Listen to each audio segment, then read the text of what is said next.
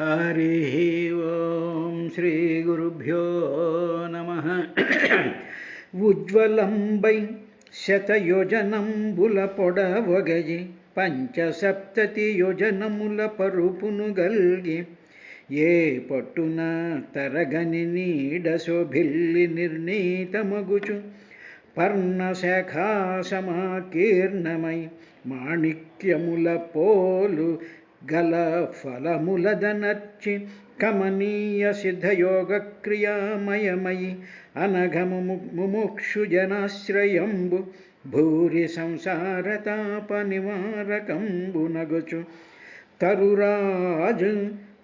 తరురాజమనగ బెంపగ్గలించి భక్తజనులకు ఇచ్చలు ప్రమదమసగనలయు సంపదలందునా వటము వటము యుద్ధసనందాది సిద్ధ సేవితు శాంతి విగ్రహుని వాత్సల్య గుణుని కమనీయ లోక మంగళదాయకుని శివు విశ్వబంధుని జగద్వింతుయశుని గుహ్యక సాధ్య రక్షో యక్షనాథ కుబేర సేవితుని దుర్వారబలుని ఉదిత విద్యాతపోయోగయుక్తుని బాలచంద్రభూషణుని మునీంద్రునుతిని తాపసాభీష్టకరు భస్మదండలింగ ఘనజటాజినధరుని భక్త ప్రసన్ను నితత సంధ్యాభ్రరుచి విడంబిత వినూత్న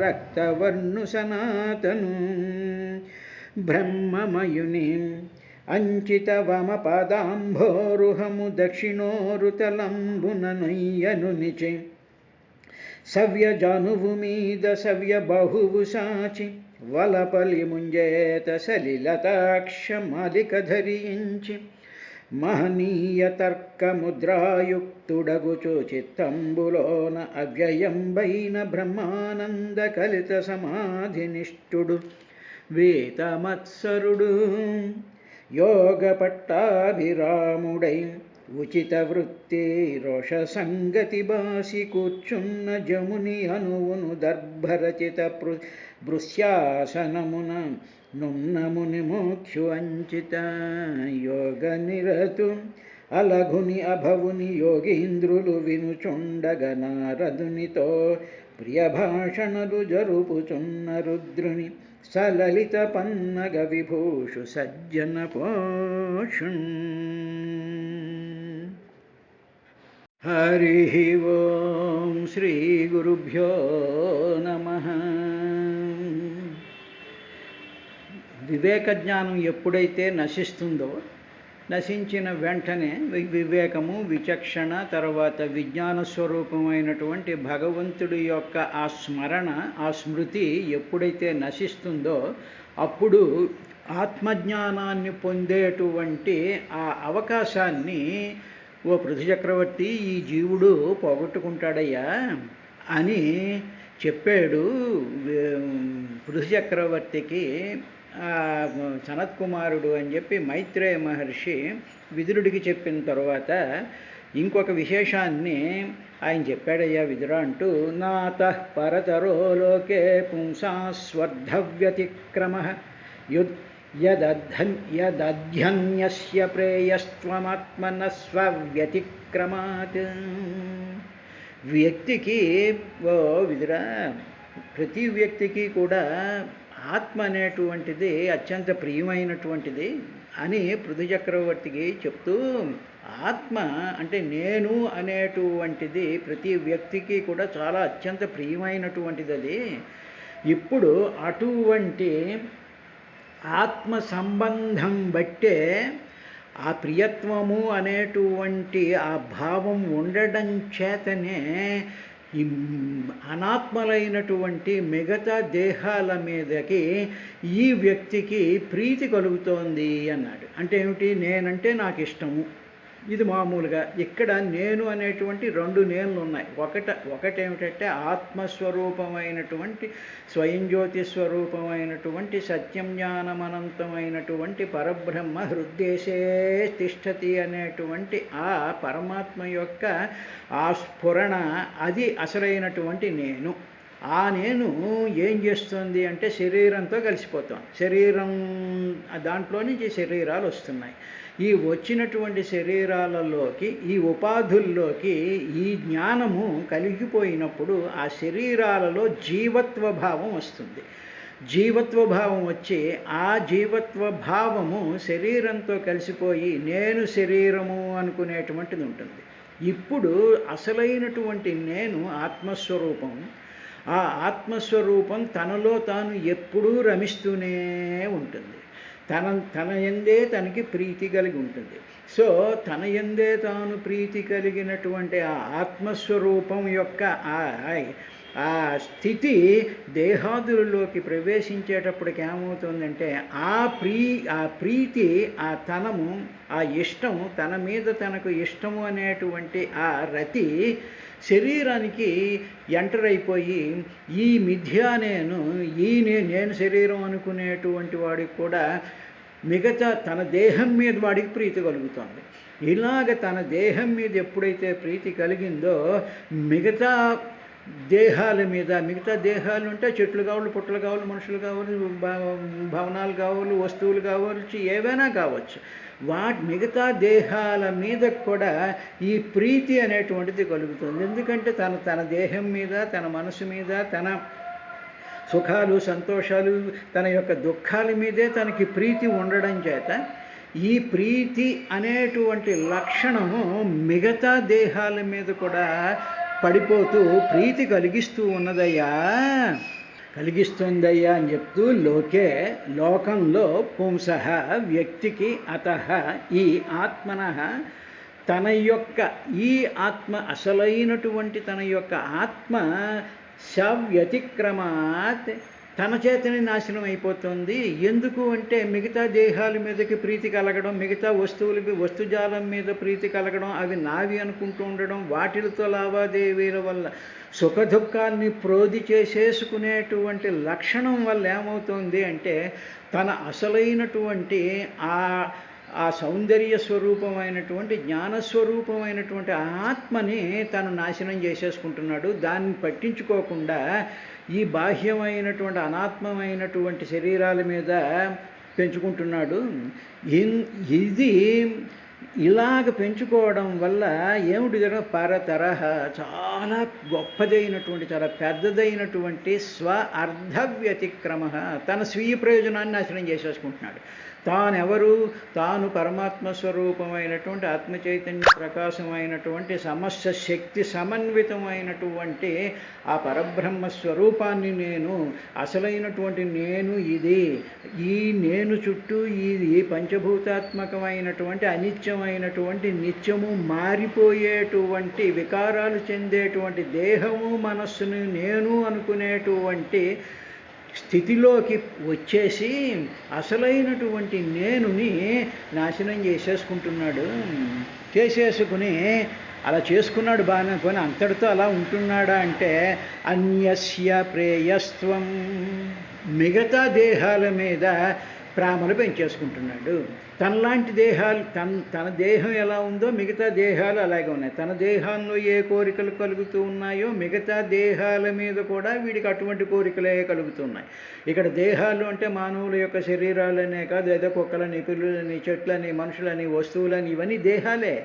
వీటి మీద ప్రీతి పెంచేసుకుంటూ ఉండడంతో ఏమవుతోంది అంటే అసలైనటువంటి తన యొక్క స్వరూపాన్ని మర్చిపోతున్నాడయ్యా అని చెప్పేటువంటి విశేషాన్ని చెప్తూ దీన్నే పోతన గారు వచనంలో అదీంగాక ఆత్మనస్తు కామాయ సర్వం ప్రియం భవతి అని వేదవచనం చేసి ఆత్మవస్తు కామాయ సర్వం ప్రియం భవతి.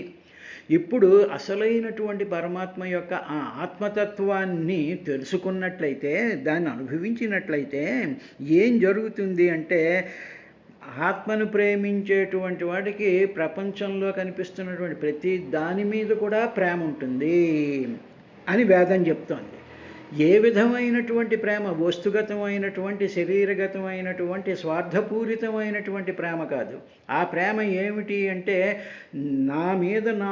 అన్నిటికన్నా మనకి అత్యంత ప్రియమైనటువంటి నేనంటేనే నాకు ప్రీతి. ఆ నేను అనేటువంటిది ఆత్మ కాబట్టి ఆ ఆత్మకి ఆత్మ మీదే ప్రీతి ఉంటుంది. కాబట్టి ఆ ఆత్మతత్వం తెలుసుకున్నటువంటి వాడికి సమస్తమైనటువంటి వస్తు జాలాల మీద కూడా సమస్త జగత్తు కూడా ప్రియంగా కనిపిస్తుంది. అలాగా ఆత్మతత్వం తెలుసుకున్నటువంటి మహానుభావులైనటువంటి వాళ్ళు సమస్తమైనటువంటి జీవుల్ని కూడా వాళ్ళు ప్రేమించగలుగుతారు. కానీ సాధారణమైనటువంటి తన దేహాన్ని, తన మనసుని, తన సంపదల్ని, తన వస్తువుల్ని, తనకి సంబంధించినటువంటి పదార్థాలని ప్రేమించుకునేటువంటి వాడు అందరినీ ప్రేమించలేడు. కానీ ఆత్మను ప్రేమించేటువంటి వాడు తాను ఆత్మస్వరూపుడు అనుకుని ఆ జ్ఞానంతో వెలిగిపోతున్నటువంటి మహానుభావులు సమస్తమైనటువంటి జగత్తుని కూడా వాళ్ళు ప్రేమించగలరు. కానీ ఈ ప్రేమ అనేటువంటి, ఈ ప్రీతి అనేటువంటి, ఈ రతి అనేటువంటి ఆ అబ్సల్యూట్ ఆ జ్ఞానం ఉంటే అది ఏమిటి జరుగుతోంది అంటే, ఈ విషయవాంఛల మీద మనసు వెళ్తున్నప్పుడు విషయంబులకు ప్రియతమత్వంబై ఆత్మోపాధికంబు నుండి ఆత్మాపహ్మనంబు బాటిల్లు. ఇలాగ చేయడం వల్ల ఏమవుతోంది అంటే, ఆ అశాశ్వతమైనటువంటి దేహాలు, అశాశ్వతమైనటువంటి సంపదలు, అశాశ్వతమైనటువంటి అనిత్యమైనటువంటి నిత్యము మారిపోయేటువంటి వికారాలు చెందేటువంటి వాటి మీద ఈ ఇష్టం బయలుదేరి పడేటప్పటికీ అప్పుడు ఆత్మజ్ఞానం వెనక్కి వెళ్ళిపోతుంది. అసలు తానెవరు అనేటువంటి ఆత్మజ్ఞానం మర్చిపోయి వీటి మీదకి పడిపోతూ ఉంటుందయ్యా. ఇలాగా ఆత్మజ్ఞానం పరిపోవడం వల్ల స్వార్థం స్వ అంటే తన యొక్క అసలైనటువంటి ప్రయోజనం ఏమిటి అనేటువంటిది నాశనం అయిపోతూ ఉంటుంది. కాబట్టి ఇటువంటి సర్వనాశనాన్ని ఆపుకోవాలి అంటే ఇవన్నీ దేనివల్ల వస్తున్నాయి అంటే అర్ధకామాలను, అంటే ఏమిటి, ధనం కానీ, తర్వాత సంపదలు కానీ, తర్వాత మనుషులు కానీ, తర్వాత వస్తువులు కానీ, వీటి యొక్క ధ్యానం చేయడం వల్లే ఇవన్నీ కూడా అర్ధకామాభిధ్యానంబున దానివల్ల తద్దేతుకంబైన స్వార్థనాశనంబును పరోక్షాపరోక్ష రూప జ్ఞానంబు నశించును. పరోక్ష జ్ఞానం కానీ, అపరోక్ష జ్ఞానం కానీ, ఈ రెండు జ్ఞానాలు కూడా నశించిపోతూ ఉన్నాయ్యా. కాబట్టి ఇటువంటి విషయాల నుంచి తప్పించుకోవాలి అనేటువంటి విషయాన్నే, ఈ వచనాన్నే సనత్కుమారుడు ఆ విధంగా చెప్తూ అర్ధేంద్రియార్థాభిధ్యానం సర్వార్థాపహ్నవో నృణాం భ్రంశితో జ్ఞాన విజ్ఞానాద్యేనా విశతి ముఖ్యతాం. నృణాం మానవులకు అర్ధ ఇంద్రియ అర్ధ అభిధ్యానం. అర్థం అంటే డబ్బు, ఇంద్రియాలు, తర్వాత వీటి ప్రయోజనాల్లో నుంచి వచ్చేటువంటి ఇంద్రియ భోగాల గురించి అభిధ్యానం ఏకాగ్రంగా ఎవడైతే ఆలోచిస్తూ ఉంటాడో, అవే నిత్యము సత్యము మనకి ఆనందాన్ని ఇస్తోంది అనుకుని ఉంటాడో, అటు సర్వ అర్ధ అపహ్నవః. ఇలాగ ఆలోచించడం వల్ల సర్వ అర్థాలు అంటే, సర్వార్థం అంటే ధర్మార్థ కామ మోక్షాలు ఉన్నాయి. పురుషార్థాలు అంటే, సర్వార్థాలంటే ఈ 4 పురుషార్థాలు కూడా అపహ్నవః, అవి నాశనం అయిపోతున్నాయి. అంటే ఏమిటి, మనకు కావలసినటువంటి మీద, మనకి డబ్బు మీద, ఇంద్రియాల మీద, లేకపోతే ఇంకో సుఖాల మీద ఉండేటప్పటికి ధర్మం ప్రకారం జీవించాలి, ధర్మం లేదు. ధర్మం ప్రకారం ధనం ఆర్జించాలి, అది లేదు. ధర్మపరమైనటువంటి కోరికలు అవి లేవు. ఇక మోక్షం మాడి దేవుడు ఎరుగు. కాబట్టి ఏమిటి జరుగుతున్న, సర్వ అర్థ అంటే 4 పురుషార్థాలు కూడా అపహ్నవః, అవి నాశనం అయిపోతున్నాయి.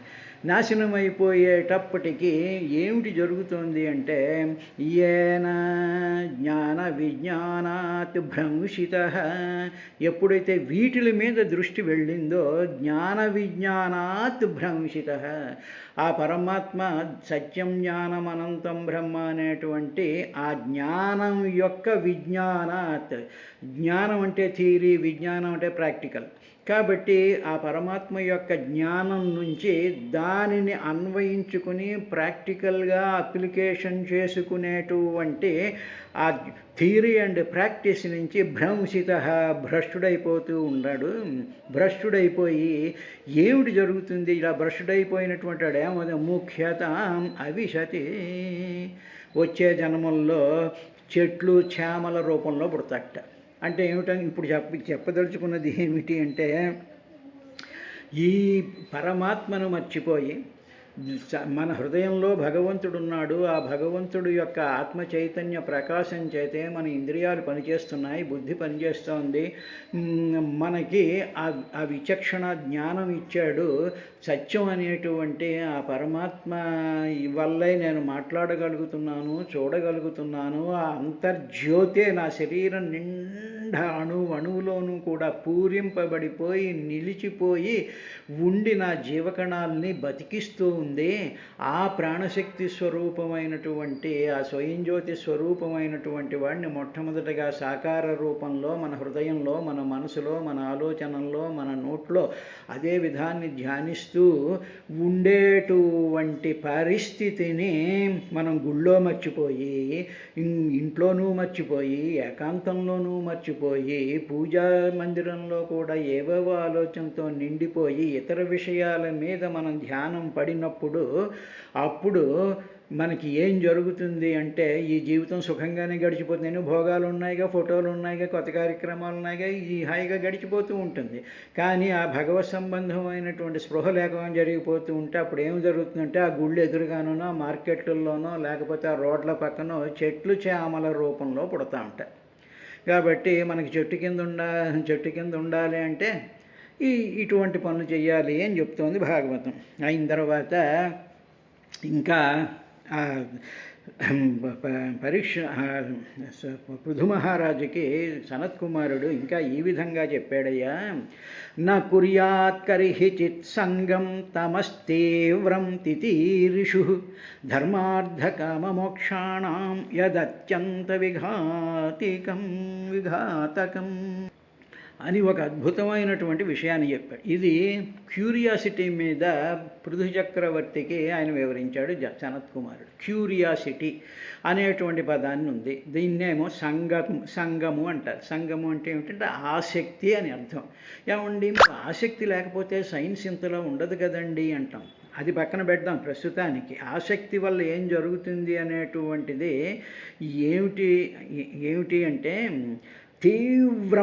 తీవ్రమైనటువంటి తమహ అజ్ఞానం నుంచి తితీరిషు తరించాలి అనుకుంటే, ఏ మానవుడైనా సరే నేను అజ్ఞానం నుంచి, నా స్టూపిడిటీ నుంచి, నా మూర్ఖత్వం నుంచి, నాకు తెలియని తనం నుంచి నేను తరించాలి, తితీరిషు తరించాలి అనుకునేటువంటి వాడు కరిహిచిత్ ఏ కాలంలోనూ కూడా నేను బాగుపడాలి, నేను భగవంతుడి వైపు వెళ్ళాలి, నాకు భగవంతుడి పాదాలు కావాలి, నాకు భగవంతుడి యొక్క పద్యం కావాలి, అర్థం కావాలి, భావం కావాలి, ఆ భావం నా మనసులో ఎప్పుడూ నిండి ఉండాలి.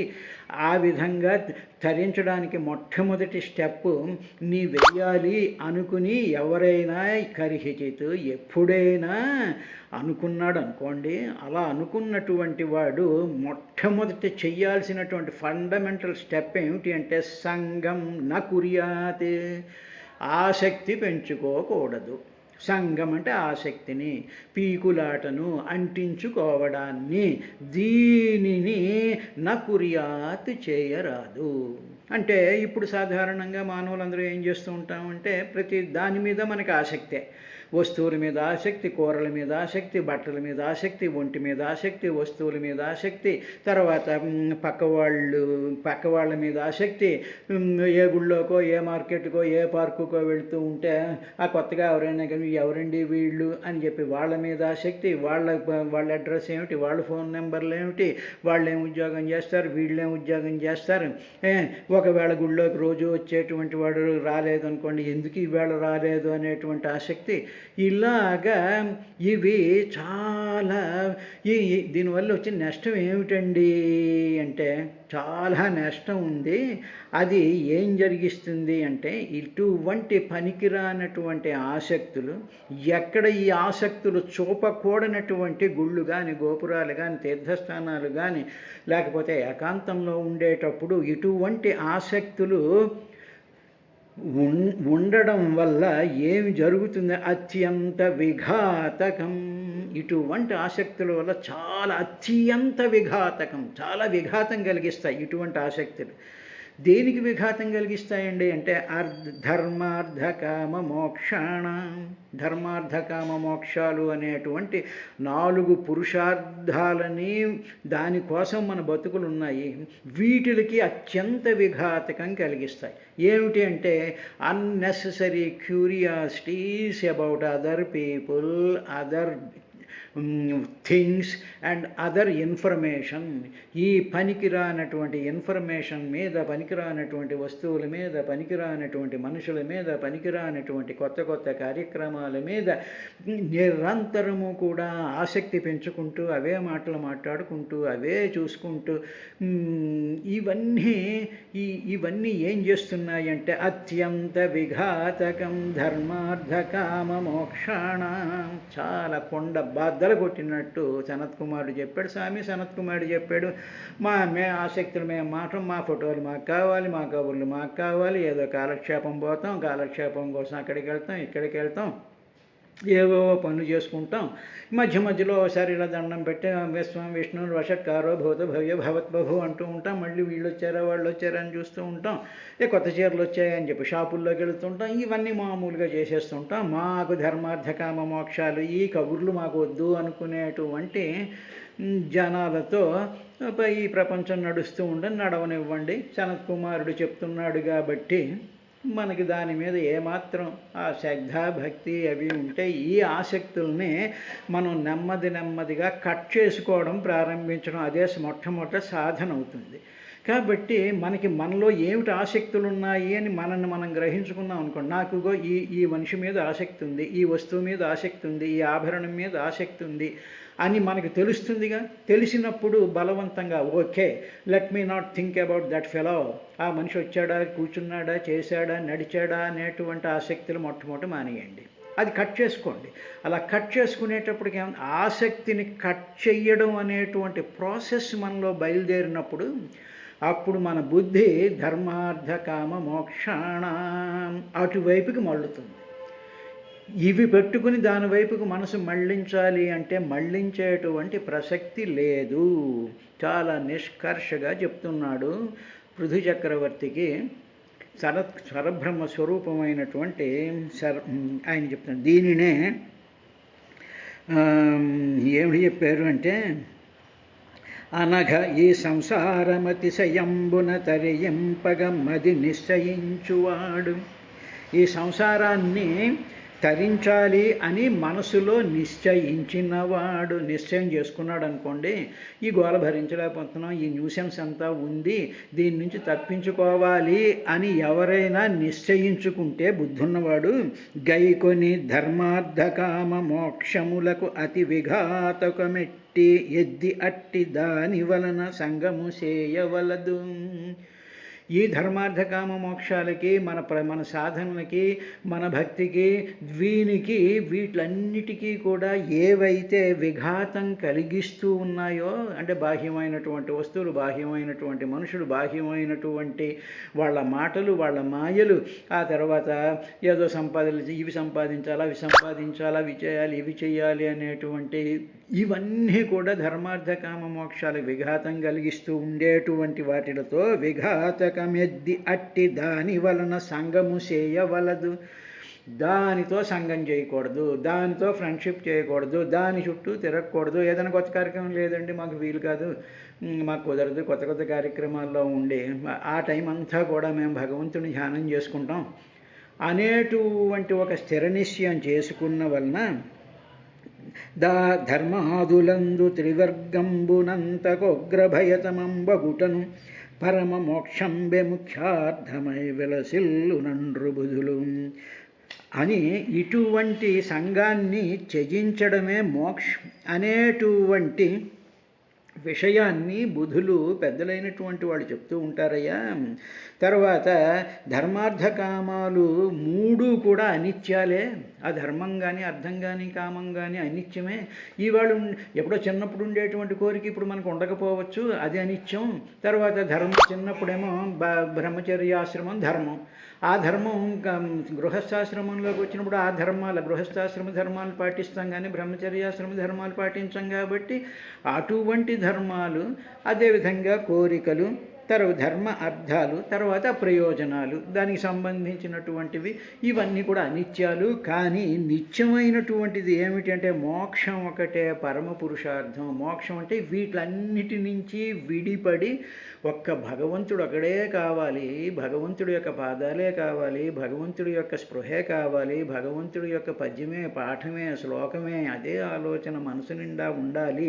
అలా ఉండడం వల్ల నాకు ఈ బంధాలన్నిటి నుంచి కూడా మోక్షం అంటే ముక్తి కలుగుతుంది అనేటువంటి దే పరమ పురుషార్థము అని చెప్తారయ్యా విధులు బుధులైనటువంటి వాళ్ళు అని చెప్పిన తర్వాత రేపటి కార్యక్రమంలో ఇంకా పృథు చక్రవర్తికి సనత్కుమారుడు ఏం చెప్పాడు అనేటువంటి విషయాన్ని మైత్రేయ మహర్షి విదురుడికి చెప్తున్నట్టుగా సుఖబ్రహ్మ పరీక్షణ్ మహారాజుకి చెప్పినట్టు సూత మహర్షి సౌనికాది మహర్షులకి నైమిసారణ్యంలో చెప్పినటువంటి విధానం ఉంది. రేపటి కార్యక్రమంలో మరొక విశేషంతో